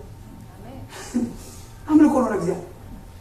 እኛ አሁን ለሰው ስለሚመስለን ነው ወይዚ ምን ማለት ነው። እግዚአብሔርን የማመልከው ለዚህ ነው። እግዚአብሔርን እያመለካችሁ ነው። አሁን ቁጭ ብሎ በመስማት እግዚአብሔርን ማምለክ ነው። አታድርግ፣ እሺ። ወንድሜ እንትን ታደርጋለህ፣ እሺ። ይሄ አምልኮት እግዚአብሔር ለሚያገለግሉ ለነፍሳችን ለሚተጉ አክብሮትን እንድትሰጡ እግዚአብሔር ይርዳችሁ። ኦፍኮርስ አገልጋዮቻችሁን አክብሩ። አምልኮ ስለሆነ መሪዎቻችሁን አክብሩ። አምልኩ አስችለው አክብሩ፣ ተገዙ። የእውነት የተሳስችለው እግዚአብሔር የምናመልክበት መንገድ ስለሆነ ለመሪዎቻችሁ ተገዙ፣ እሺ በሉ። ለነፍሳችሁ ለሚተጉ እሺ በማለት በማክበር ይህ አምልኮተ እግዚአብሔር ነው። ያለዚህ ይሄንን እየናቀን መዝሙር እየዘመርን ጌታን አመለክን የምንለውን ጨዋታ ማቆም አለበት።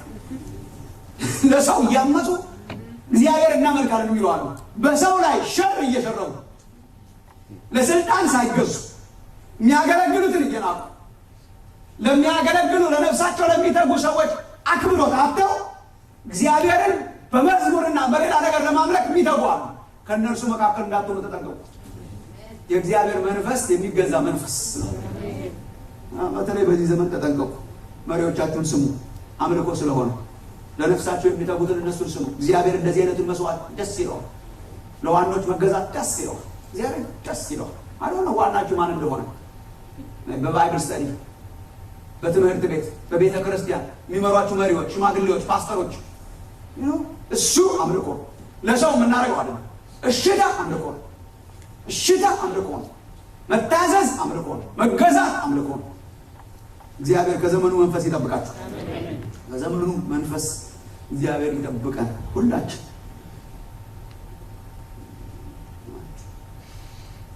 መሪዎቻችሁን ስሙ። አምልኮ እርዳታ የሚያስፈልጋቸውን መርዳት፣ እርዳታ የምንቀበላቸውን ሰዎች ማክበር ስለሆነ ሶስተኛዎቹ ሰዎች ነው። በግንኙነታችን ውስጥ እግዚአብሔር የሚመለከው እርዳታችን የሚያስፈልጋቸው ሰዎች አሉ። እርዳታቸው እንቀበል ሰዎች አሉ፣ በመንፈስ የሚተጉልን። ሶስተኛው ግን ይቅርታችን የሚያስፈልጋቸው ሰዎች። አምልኮ ከይቅርታ ጋር በጣም የተሳሰረ ነው። ይቅርታችን የሚያስፈልጋቸው ጠላቶች የምንላቸው አሉ። አምልኮ ምንድን ነው? የፍቅር ህይወት፣ የይቅርታ ህይወት። እግዚአብሔር በምን ይመለካል? ይቅርታ በመስጠት፣ ይቅርታ በማድረግ፣ በይቅርታ በመመላለስ፣ በፍቅር በመመላለስ፣ የጎዱንን በመልቀቅ፣ የጎዱንን በመልቀቅ፣ በመፍታት፣ በመተው። ሮሜ 12 ቁጥር 14 እስከ 21 እግዚአብሔርን እናምልክ፣ ሰውነታችሁን እግዚአብሔርን ደስ የሚያሰኝ ሕያው ቅዱስ መስዋዕት አድርጋችሁ ለእግዚአብሔር አቅርቡ። ይሄ ለአእምሮ የሚመች አምልኳችሁ ነው። እግዚአብሔር እንዴት ይመለካል? የሚያሳድዷችሁን መርቁ፣ መርቁ እንጂ አትርገሙ። ደስ ከሚላቸው ጋር ደስ ይበላል። ለማንም ስለ ክፉ ፋንታ ክፉ አትመልሱ። አምልኮ ይሄ ነው። ስለ ክፉ ፋንታ ክፉ አትመልሱ። በሰው ሁሉ ፊት መልካም የሆነውን አስቡ። ቢቻላችሁ በእናንተ በኩል ከሰው ሁሉ ጋር በሰላም ኑሩ። በክፉ ፋንታ ክፉ አትመልሱ። ይቅርታ አድርጉ። እግዚአብሔር በምን ይመለካል? ይቅርታን በመስጠት፣ ይቅርታን በመስጠት፣ በፍቅር ይመለካል። ክፉ ያደረጉብንን ባለመግደል ይመለካል፣ በመልቀቅ ይመለካል። አንድ ጓደኛ እኔ ነገረኝ ይሄን እና ተሳስቶ ከሆነ የእሱ ነው። አንድ ጊዜ አንድ ሽማግሌ ሰው አንድ ኬክ ቤት ገብተው ኬክ ገዝተው ይሄዳሉ ሰው ለመጠየቅ መንገድ ላይ። ኬክ ይዘው ሲሄዱ አንድ ጎረምሳ ሌባ ይመጣና ይወጣቸውና ይገድላቸውና ኪሳቸው ውስጥ ገብቶ 50 ብር ነበረቻቸው።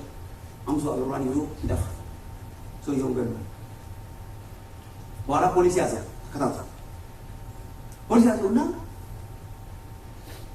አንተ እንዴት ሽማግሌ ትገድላለህ? አይ ምን ላ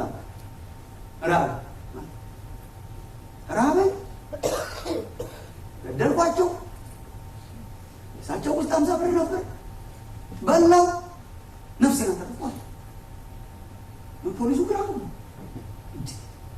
አንተ ካራበር ገለ ኪስ ውስጥ መግባት ነው ኬክ ተሸክሟል ይሁን ኬኩን ነካህ በላ አይ እሱማ ሮብ ስለነበረ ጾም ላይ ነበር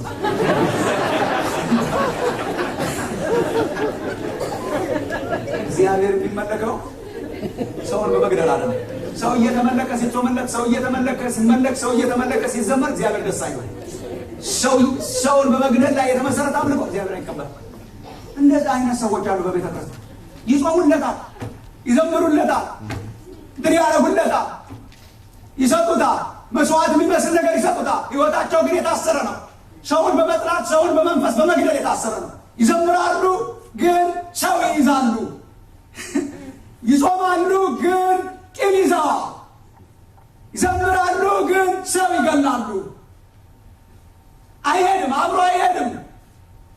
አብሮ አይሄድም ቂምና አምልኮ አብሮ አይሄድም ምክንያቱም አምልኮ ራሱ መልቀቅ ስለሆነ ሰው ነው እግዚአብሔር በይቅርታ መንፈስ ይሙላችሁ አሜን ይሄ ነው አምልኮ ማለት ይቅርታችን እንደሚያስፈልጋቸው ይቅርታን በመስጠት ነው ይሄ ነው ዝማሬ ይሄ ነው አምልኮ ይሄ ነው ጥሪ ይሄ ነው እግዚአብሔር የሚቀበለው አምልኮ ይሄ ነው አምልኮ እግዚአብሔር ሰውን መውደድ ለተቸገረው መርዳት ለዋኖቻችን መገዛት አጠገባችን ያሉ ያስቀየሙንን መልቀቅ አንድ ነገር ልበላችሁ ወገኖች ስለ ይቅርታ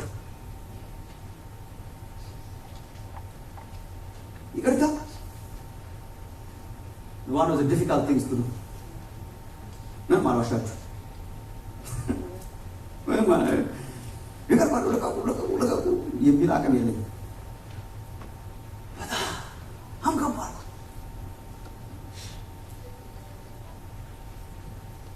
የወንደለን ነብይ እያለ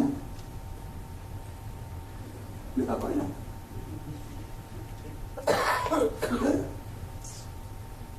በደል አይቆጥርም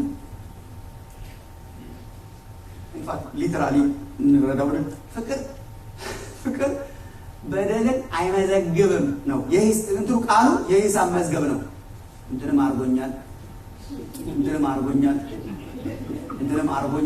ፍቅር አይመዘግብም ሪኮርድ ብላል አፍንጫዬን አለኛ አይመዘግብም ይቅርታ ማድረግ ከብዷችሁ ከሆነ እናንተ ብቻ አይደላችሁ ባለው ነው ሁላችንም በጣም ከባድ የበደሉንን መልቀቅ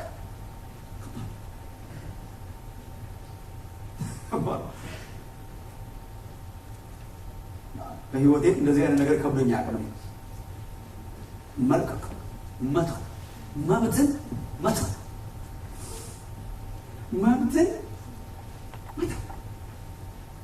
ሌሊቱን ሙሉ እንቅልፍ ሲነሳት የሚያድረውን ሰውዬ መልቀቅ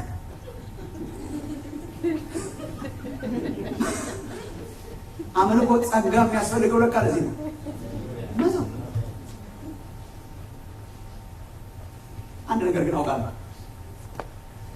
እግዚአብሔር በጣም የሚያከብረው አምልኮ ነው እግዚአብሔር በጣም የሚያከብረው አምልኮ ስለሆነ ይባርከው አሜን ሰውን መያዝ የመንፈስን ነገራችንን ያስረዋል ሰውን ስንለቅ እግዚአብሔር ይከብራል አሜን እግዚአብሔርን በምን እናመልካለን ያላችሁ እንደሆነ ዛሬ ሙዚቃ ልንገርሽ እግዚአብሔር የሚቀበለው ልንገርሽ እግዚአብሔር የሚቀበለው አምልኮ መዝሙር ዘምረሽ ይሆናል አልዘመርሽ ይሆናል ስጦታም ሰጥተሽ ይሆናል አልሰጠሽ ይሆናል ዛሬ እግዚአብሔር ከዙፋኑ ብድግ የሚያደርግ አምልኮ ልንገር እግዚአብሔር የበደሉንን ቂም የያዝንባቸውን በልጅነታችን የጎዱንን አዋቂ የሆነን የጎዱንን ስለቅለት ዛሬ እግዚአብሔር አምላክ እንደ መስዋዕት ይቀበለዋል ያሸተው ይቅርታሱ ይቅርባ አክመዝ ግቡ ፕሊዝ ማይ ጉድነስ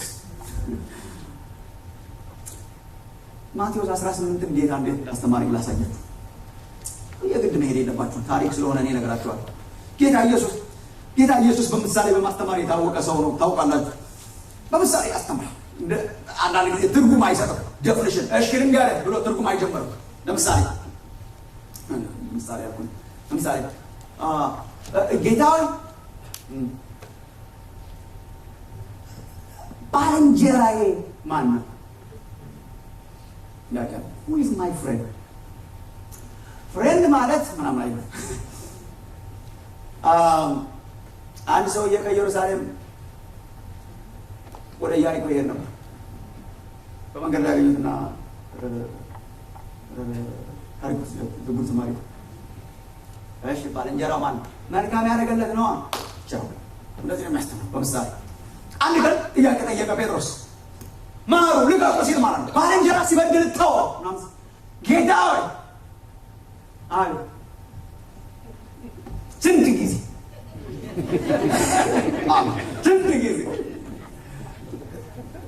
ጴጥሮስ በጣም ወደዋለሁ ከሐዋርያት መካከል ያሉኝን ጥያቄዎች በአብዛኛው ጠይቆልኛል። አብዛኛው ጥያቄዎች ታንኪዩ ጴጥሮስ ምናምን አሉ። አንዳንድ ስንት ጊዜ አይሁድ ማክሲመም 3 ነው የሚሰጡት ለይቅርታ። ከ3 ጊዜ በኋላ መብት አለ የፈለገው ሊማረክ እና የአይሁድን አስተሳሰብ ዳብል አደረገው እንትና ጴጥሮስ ዳብልም አድርጎ አንድ ጨመረበት 7 ጊዜ አይደል ማለት 7 ጊዜ አለ ኢየሱስ 7 ጊዜ 7 ለቃ የትየሌ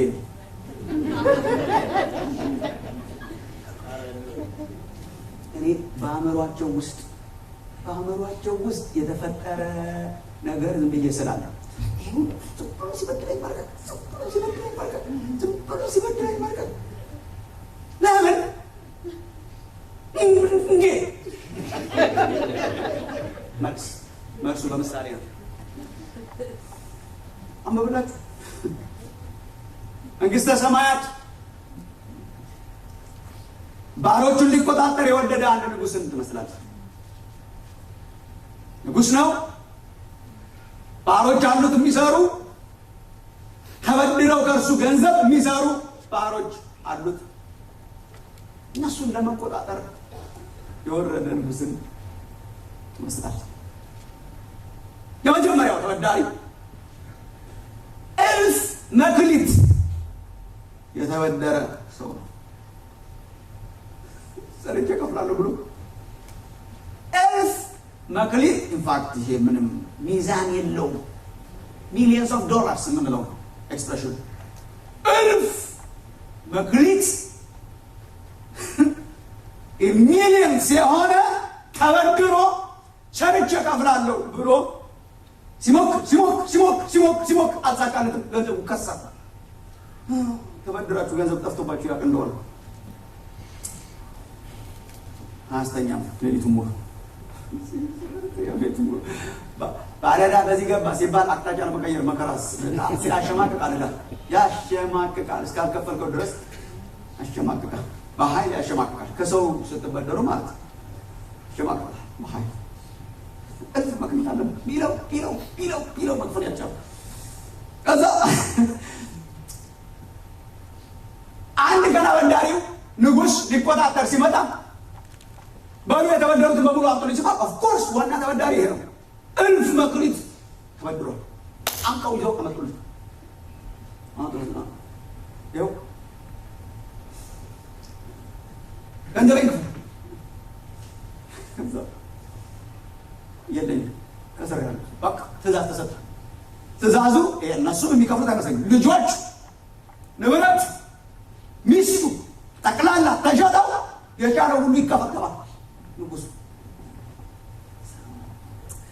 ወድቆ ሰገደና የተማጸነውን ተማጸኑ ላመበላችሁ ሰገደለ። ጌታ ሆይ ታገስ፣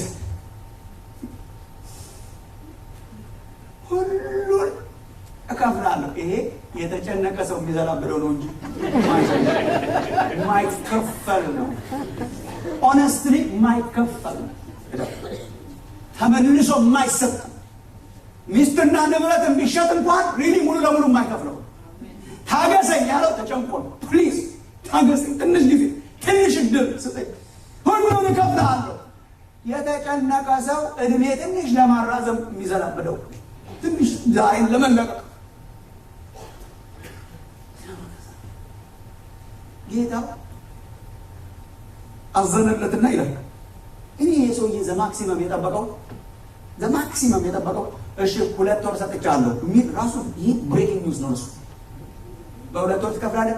አዎ 2 ወር ሰጥቻለሁ። በ1 ዓመት ትከፍላለህ? አዎ 1 ዓመት ሰጥቻለሁ። ምን ኤክስቴንሽን ነው? የዕዳ ኤክስቴንሽን ነው የጠበቀው። አዘነለትና ዕዳውን ተወለ።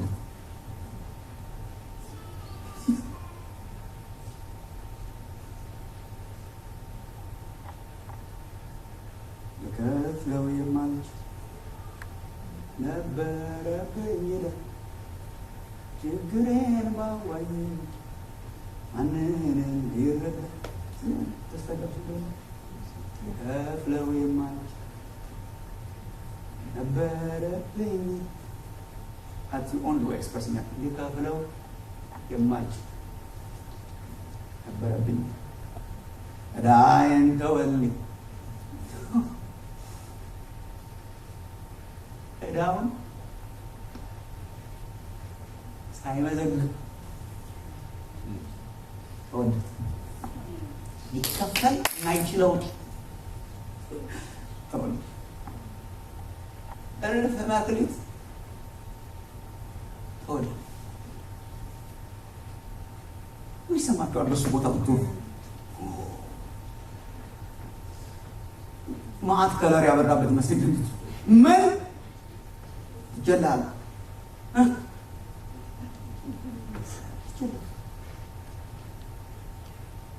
እስከ መቼ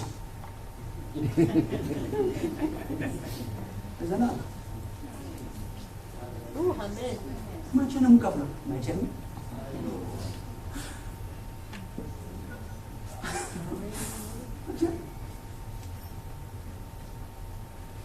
ትንሽ ማርገም ነው።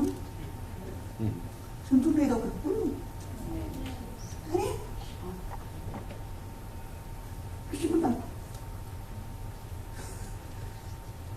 የአበዳሪዎች እስር ቤት፣ የተበዳሪዎች እስር ቤት የሚባል እስር ቤት ነበር ለብቻ ሮማውያን ኢንትሮዲውስ ያደረጉት። የተበደሩ ብቻ ተበድለው መክፈል ያቃታቸው ለዘላለም የሚታጎሩበት እሱ ነው የሚጠብቀው። የሰውዬ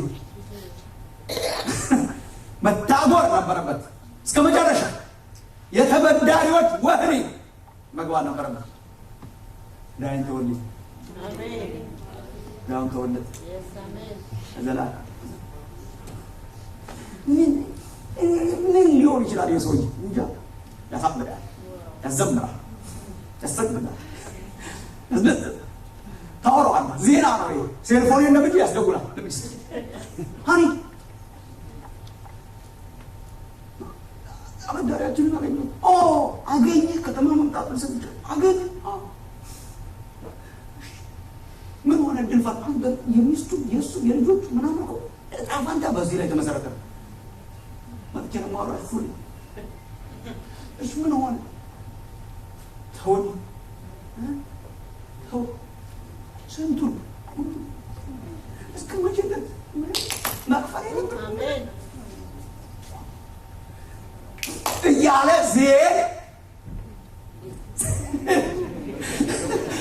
ሳይለቀው ገና ስሜቱ ሳይለቀው የይቅርታው የመተው የዕዳው መሰረት ስሜት ሳይለቀው መንገድ ላይ አንዱ እንዴት ትዝ እንዳለው ማለት ነው። የሁለት ቀን ስራ እንጃ 100 ብር ትሞላ እንደሆነ 2 ቀን ሰው ሲሰራ የምትከፈለው 100 ብር ለአንድ ጓደኛ አበድሮ ነበር ለካሱ። እሱም አቅሙ ለካ አበድሯል። የ2 ቀን ስራ ናት በጊዜው። 2 ቀን ሰርተህ የእሱ የማይከፈል ዕዳ ይባላል። የዛኛው ብራዘር ግን የሚከፈል ነው። ይቻላል። ያኛው ነው እንጂ የማይቻለው ይሄ ይቻላል። ያን ቀን ማውራት የነበረበት ይሄ ወንድም 100 ዲናር ያለበትን ሰውዬ ብራዘር ትቻለሁ ዛሬ ማለት ነበረበት። የሚሸማቀቀውን ወንድሙን መንገድ ለመቀየር የሚጣጣረውን ወንድሙን መንገድ እንዳትቀይር ካሁን በኋላ በነፃነት ነው። እሺ ለምን እኔ እኮ ተባልኝ እልፍ መክሊት ተባልኝ ትገኛለህ ማለት ነበረበት። ረሳው መዝሙሩ። ወንድሜ ከቻልክ ገንዘብ ነው። ቀጥሎ የተማጸነው ተማጽኖ የእሱን ተማጽኖ የምታስታውስ ናት። 5 ደቂቃ በፊት ይችን ቃል ብሏታል። እሱ ላምብላት። በነገራችን ላይ እኔ አንድ ቤተክርስቲያን ድራማ ሰሩበት፣ በጣም ደስ አለኝ። እዳህን ክፈለኝ ብሎ ያዘና አነቀው ይላል። እልፍ መክሊት ያለበት አበዳሪ እልፍ መክሊት ያበደረ አላነቀው። የምህረት አበዳሪ ነው። ሳያንቅ ነው ያወራው። አነቀው ይላል። አነቀውና አምጣው። ባልንጀራው ባሪያ ወድቆ አገስ ሁሉ እከፍላለሁ። አሁን ያምራል። የሚከፈል ነው። የተማጸናት ተማጽኗል። ሁሉን እከፍላለሁ አለው። ቁጥር 30 ነው። እርሱም አልወደደም፣ ግን ሄዶ ዕዳውን እስኪከፍል ድረስ በወህኒ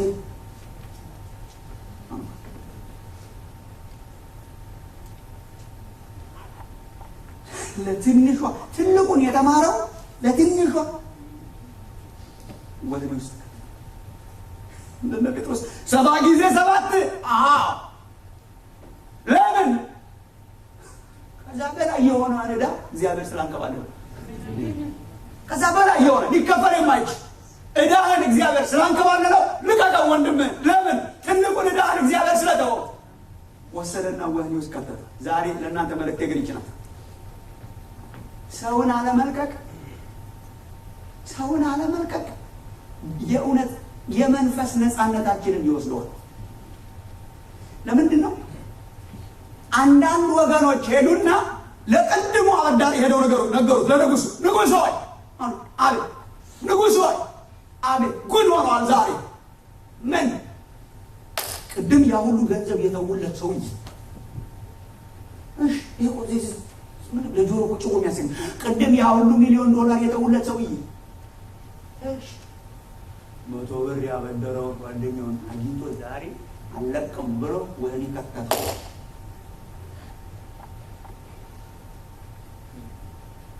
አስጠርተው ንጉሱ አንተተው ወህኒ ውስጥ ከተተው።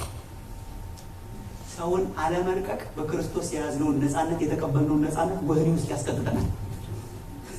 ሰውን ብንለቅ አምልኳችን ነፃ ይወጣል፣ ዘመናችን ነፃ ይወጣል፣ ህይወታችን ነፃ ይወጣል፣ ትዳራችን ነፃ ይወጣል፣ ጸሎታችን ነፃ ይወጣል፣ ዝማሪያችን ነፃ ይወጣል፣ በነፃነት እንመላለሳለን። ወገኖች ይቅር ማለት ያለባችሁ ለራሳችሁም ጭምር ነው።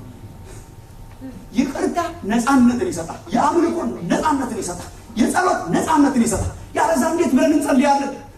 እንዴት ብለን ነው የምንጸልየው? ወገኖች በደላችንን ይቅር በለን ልክ እኛ የበደሉንን ይቅር ብለናልና ማኖችን ይላል።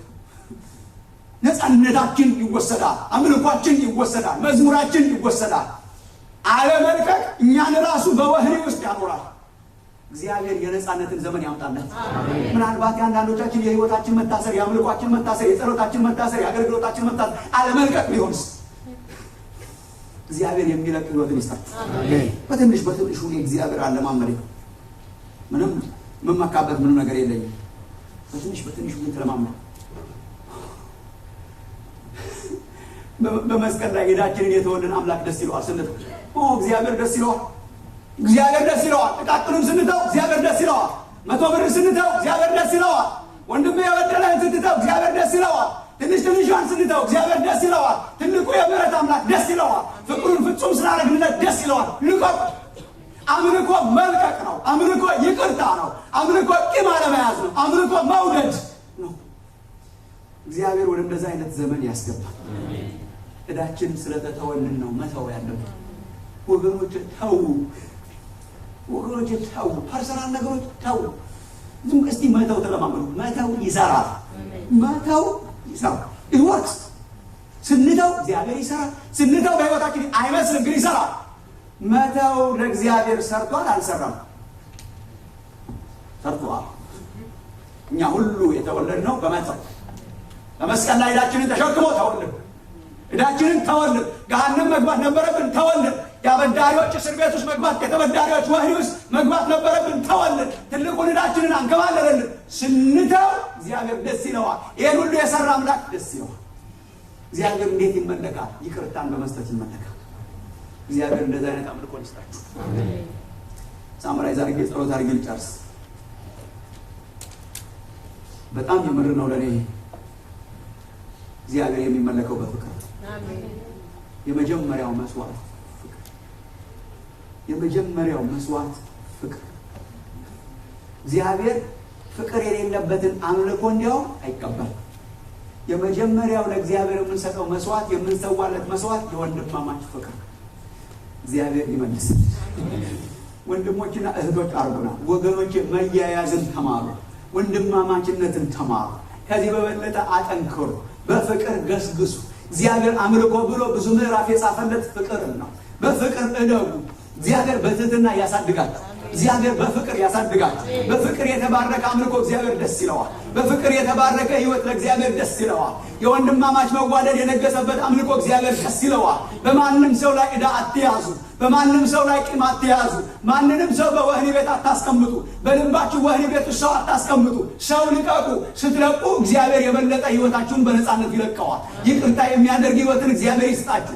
የተቸገሩ ሰዎችን፣ የእኛን እርዳታ የሚፈልጉ ሰዎችን በማገዝ ነው እግዚአብሔር የሚመለከው። ነገር ቀጥላለሁ ግን አጭር ጸሎት ናት። አጭር ጸሎት ናርላችሁ ወገኖች። ፍቅር ግን ከሌለኝ ከንቱ። እግዚአብሔር ከንቱ ከሚለው ሕይወት ያውጣን ዛሬ ምሽት ወገኖች። አይ ዶንት ኖ እግዚአብሔር በልቤ ውስጥ በጣም አጠንክሮ ያስቀመጠው ነገር ስለሆነ አይ ዶንት ኖ። አንዳንዶቻችሁ ፐርሰናል የጎዷችሁ ሰዎች ይኖሩ እንደሆነ በልጅነታችሁ ካደጋችሁም በኋላ ምናልባት ሕይወታችሁን የያዘ ነገር ይሄ ይሆን እንደሆነ አላውቅም። አይደለም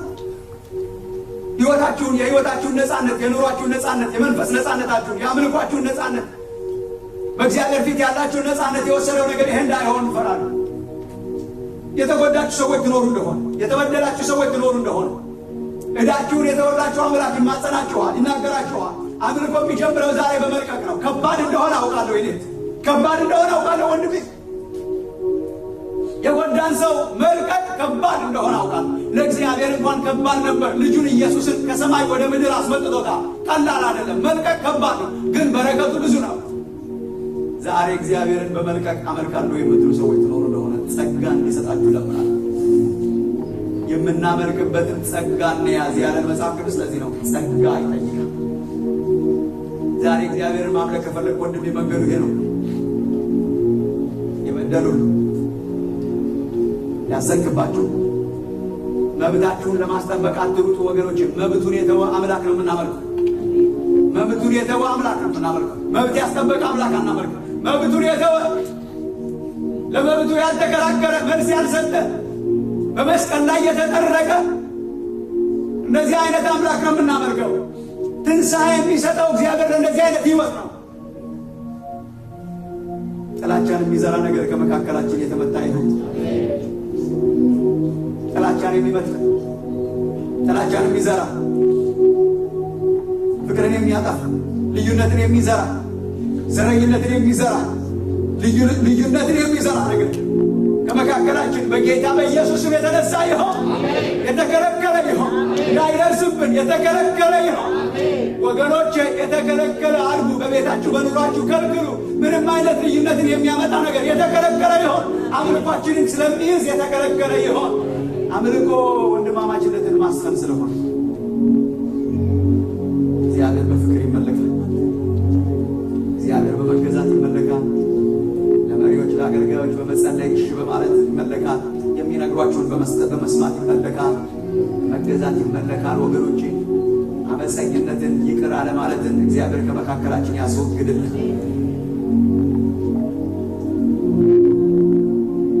አንገቶቻችን ዝቅ አድርገን እየጸለይን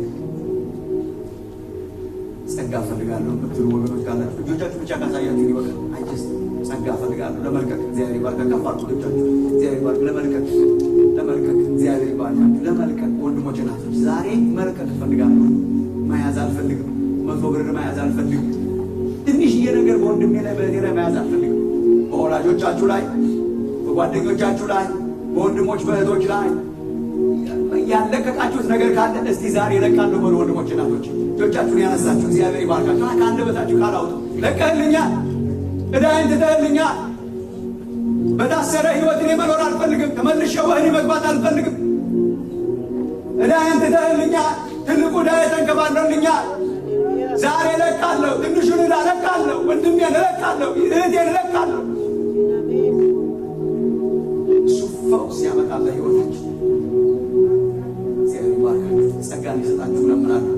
የሰራዊት አምላክ በጌታ በኢየሱስ የመስቀሉ ጌታ የናዝሬቱ ኢየሱስ በመስቀል ላይ እያማጠህ በመስቀል ላይ ተቸንክረህ ደምህ እየፈሰሰ ላምህ እየተንጠባጠበ ስጋህ እየተቆረሰ አመጠህ ምሕረት የሰጠህ የናዝሬቱ ኢየሱስ የሚያደርጉትን አያውቁምና ይቅር በላቸው ብለህ የጮክ የናዝሬቱ ኢየሱስ ዛሬ ያንን ጸጋ ለወንድሞችና ለእህቶቼ በጌታ በኢየሱስም እንድትሰጥ እለምናለሁ።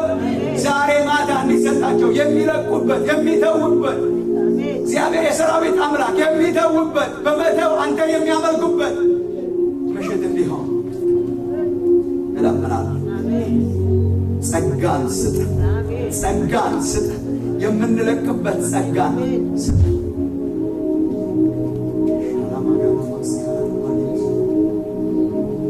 ጸልያለሁ በእግዚአብሔር ፊት በፍቅር ላመልከው ፈልጋለሁ የምትሉ ወንድሞች እህቶች እግዚአብሔር በፍቅር እንዲባረከኝ ፈልጋለሁ። የወንድማማች ፍቅር የእህትማማች ፍቅር እንዲፈስልኝ በሕይወት እግዚአብሔርን የማመልክበት